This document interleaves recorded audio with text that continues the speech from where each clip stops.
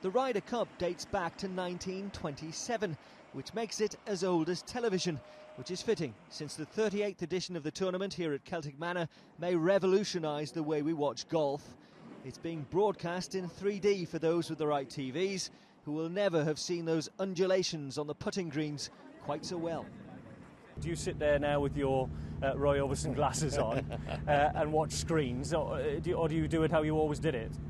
On HD, which I'll be doing the normal thing, but for the boys covering it in 3D, they'll have the glasses on all day throughout the foursomes and the four balls, and they'll be looking at a screen. But I think for the viewer, this actually brings him the closest you can possibly bring a viewer unless he's there.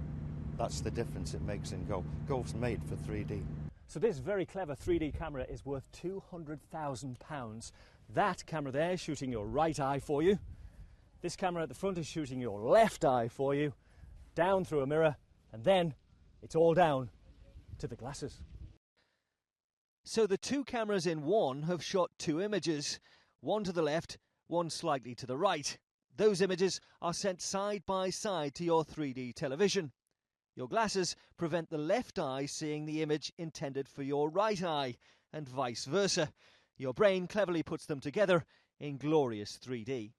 But how long before the glasses are redundant and the TV does it all for us? I just wonder how long the glasses will last, and actually how long it will be before we get television sets that we can just watch with the naked eye that we see 3D images on. No doubt about it, the manufacturers are working at the moment on trying to bring glass-less systems to the home at the moment. They're not quite there, but over the next few years you'll start seeing that. But I think most people are very used to wearing glasses, so I don't see it as a problem. I see it actually as putting on this whole new world, and that's the exciting thing. As soon as you put it on, one of the most exciting things for me is when somebody walks through the door who's a little bit sort of, what's this new craze about, puts on the glasses, suddenly sees a new world. But that new world vision is likely to cost a whole lot of cash. You're looking at about £1,000 up to, well, £3,500 for a really large set. And that doesn't factor in all the other things you need. So you'll need 3D glasses. Now, they can cost up to £100 a pair. And you'll also need a 3D Blu-ray player, for example. That's so you can watch 3D movies back. So